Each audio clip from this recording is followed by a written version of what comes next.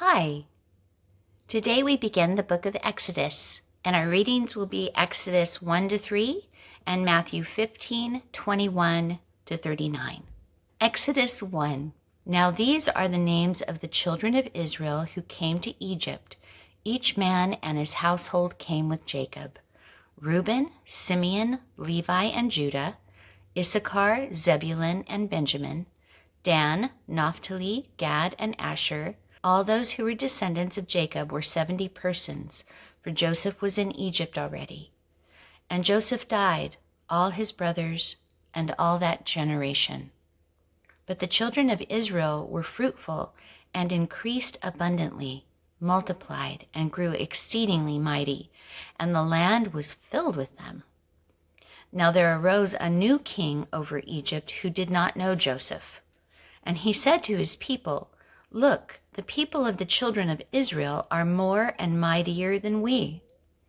Come, let us deal shrewdly with them, lest they multiply, and it happen, in the event of war, that they also join our enemies and fight against us, and so go up out of the land." Therefore they set taskmasters over them to afflict them with their burdens. And they built for Pharaoh supply cities, Pithom and Ramses. But the more they afflicted them, the more they multiplied and grew, and they were in dread of the children of Israel. So the Egyptians made the children of Israel serve with rigor, and they made their lives bitter with hard bondage, in mortar, in brick, and in all manner of service in the field. All their service in which they made them serve was with rigor. Then the king of Egypt spoke to the Hebrew midwives, of whom the name of one was Shiphrah, and the name of the other Puah. And he said, "When you do the duties of a midwife for the Hebrew women, and see them on the birth stools, if it is a son, then you shall kill him. But if it is a daughter, then she shall live." But the midwives feared God, and did not do as the king of Egypt commanded them, but saved the male children alive. So the king of Egypt called for the midwives and said to them, "Why have you done this thing and saved the male children alive?" And the midwives said to Pharaoh, "Because the Hebrew women are not like the Egyptian women, for they are lively and give birth before the midwives come to them." Therefore God dealt well with the midwives, and the people multiplied and grew very mighty. And so it was, because the midwives feared God, that he provided households for them. So Pharaoh commanded all his people, saying, "Every son who is born you shall cast into the river, and every daughter you shall save alive." Exodus 2. And a man of the house of Levi went and took as wife a daughter of Levi. So the woman conceived and bore a son, and when she saw that he was a beautiful child, she hid him 3 months. But when she could no longer hide him, she took an ark of bulrushes for him, daubed it with asphalt and pitch, put the child in it, and laid it in the reeds by the river's bank. And his sisters stood afar off to know what would be done to him. Then the daughter of Pharaoh came down to bathe at the river, and her maidens walked along the riverside. And when she saw the ark among the reeds, she sent her maid to get it. And when she opened it, she saw the child, and behold, the baby wept. So she had compassion on him and said, "This is one of the Hebrews' children." Then his sister said to Pharaoh's daughter, "Shall I go and call a nurse for you from the Hebrew women, that she may nurse the child for you?" And Pharaoh's daughter said to her, "Go." So the maiden went and called the child's mother. Then Pharaoh's daughter said to her, "Take this child away and nurse him for me, and I will give you your wages." So the woman took the child and nursed him. And the child grew, and she brought him to Pharaoh's daughter, and he became her son. So she called his name Moses, saying, "Because I drew him out of the water." Now it came to pass in those days, when Moses was grown, that he went out to his brethren and looked at their burdens, and he saw an Egyptian beating a Hebrew, one of his brethren. So he looked this way and that way, And when he saw no one, he killed the Egyptian and hid him in the sand. And when he went out the second day, behold, 2 Hebrew men were fighting.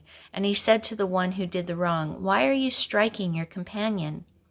Then he said, Who made you a prince and a judge over us? Do you intend to kill me as you killed the Egyptian? So Moses feared and said, Surely this thing is known. When Pharaoh heard of this matter, he sought to kill Moses. But Moses fled from the face of Pharaoh and dwelt in the land of Midian, and he sat down by a well. Now the priest of Midian had 7 daughters, and they came and drew water, and they filled the troughs to water their father's flock. Then the shepherds came and drove them away, but Moses stood up and helped them and watered their flock. When they came to Reuel their father, he said, How is it that you have come so soon today? And they said, An Egyptian delivered us from the hand of the shepherds, and he also drew enough water for us and watered the flock. So he said to his daughters, And where is he? Why is it that you have left the man? Call him, that he may eat bread. Then Moses was content to live with the man, and he gave Zipporah his daughter to Moses. And she bore him a son. He called his name Gershom, for he said, I have been a stranger in a foreign land. Now it happened in the process of time that the king of Egypt died. Then the children of Israel groaned because of the bondage, and they cried out, and their cry came up to God because of the bondage. So God heard their groaning, and God remembered his covenant with Abraham, with Isaac, and with Jacob. And God looked upon the children of Israel, and God acknowledged them. Exodus 3. Now Moses was tending the flock of Jethro, his father-in-law, the priest of Midian. And he led the flock to the back of the desert and came to Horeb, the mountain of God. And the angel of the Lord appeared to him in a flame of fire from the midst of a bush. So he looked, and behold, the bush was burning with fire, but the bush was not consumed. Then Moses said, I will now turn aside and see this great sight, why the bush does not burn. So when the Lord saw that he turned aside to look, God called to him from the midst of the bush and said, Moses, Moses. And he said, Here I am. Then he said, Do not draw near this place. Take your sandals off your feet, for the place where you stand is holy ground.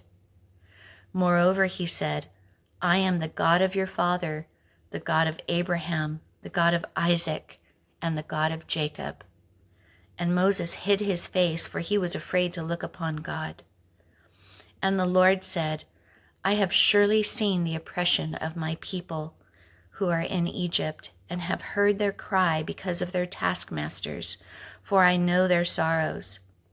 So I have come down to deliver them out of the hand of the Egyptians, and to bring them up from that land to a good and large land, to a land flowing with milk and honey, to the place of the Canaanites, and the Hittites, and the Amorites, and the Perizzites, and the Hivites, and the Jebusites. Now therefore, behold, the cry of the children of Israel has come to me, and I have also seen the oppression with which the Egyptians oppress them. Come now therefore, and I will send you to Pharaoh, that you may bring my people, the children of Israel, out of Egypt. But Moses said to God, Who am I that I should go to Pharaoh, and that I should bring the children of Israel out of Egypt? So he said, I will certainly be with you, and this shall be a sign to you that I have sent you. When you have brought the people out of Egypt, you shall serve God on this mountain. Then Moses said to God, Indeed, when I come to the children of Israel and say to them, The God of your fathers has sent me to you, and they say to me, What is his name? What shall I say to them? And God said to Moses, I am who I am. And he said, Thus you shall say to the children of Israel, I am has sent me to you. Moreover, God said to Moses, Thus you shall say to the children of Israel, The Lord God of your fathers, the God of Abraham, the God of Isaac, and the God of Jacob has sent me to you. This is my name forever, and this is my memorial to all generations. Go and gather the elders of Israel together and say to them, the Lord God of your fathers, the God of Abraham, of Isaac, and of Jacob, appeared to me, saying, I have surely visited you and seen what is done to you in Egypt. And I have said, I will bring you up out of the affliction of Egypt to the land of the Canaanites, and the Hittites, and the Amorites, and the Perizzites, and the Hivites, and the Jebusites, to a land flowing with milk and honey. Then they will heed your voice, and you shall come, you and the elders of Israel, to the king of Egypt, and you shall say to him, the Lord God of the Hebrews has met with us, and now please let us go 3 days' journey into the wilderness, that we may sacrifice to the Lord our God. But I am sure that the king of Egypt will not let you go, no, not even by a mighty hand. So I will stretch out my hand and strike Egypt with all my wonders, which I will do in its midst, and after that he will let you go.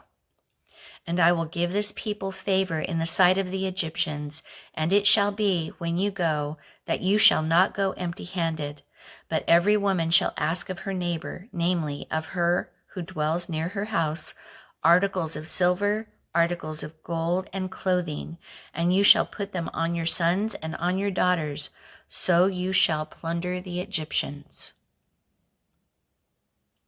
Matthew 15:21-39. Then Jesus went out from there and departed to the region of Tyre and Sidon. And behold, a woman of Canaan came from that region and cried out to him, saying, Have mercy on me, O Lord, Son of David. My daughter is severely demon-possessed. But he answered her not a word. And his disciples came and urged him, saying, Send her away, for she cries out after us. He answered and said, I was not sent except to the lost sheep of the house of Israel. Then she came and worshipped him, saying, Lord, help me. But he answered and said, It is not good to take the children's bread and throw it to the little dogs. And she said, Yes, Lord, yet even the little dogs eat the crumbs which fall from their master's table. Then Jesus answered and said to her, O woman, great is your faith. Let it be to you as you desire. And her daughter was healed from that very hour. Jesus departed from there, skirted the Sea of Galilee, and went up on the mountain and sat down there. Then great multitudes came to him, having with them the lame, blind, mute, maimed, and many others. And they laid down at Jesus' feet, and he healed them. So the multitude marveled when they saw the mute speaking, the maimed made whole, the lame walking, and the blind seeing, and they glorified the God of Israel. Now Jesus called his disciples to himself and said, I have compassion on the multitude, because they have now continued with me 3 days and have nothing to eat, and I do not want to send them away hungry, lest they faint on the way. Then his disciples said to him, Where could we get enough bread in the wilderness to fill such a great multitude? Jesus said to them, How many loaves do you have? And they said, 7, and a few little fish. So he commanded the multitude to sit down on the ground. And he took the 7 loaves and the fish and gave thanks, broke them, and gave them to his disciples. And the disciples gave to the multitude.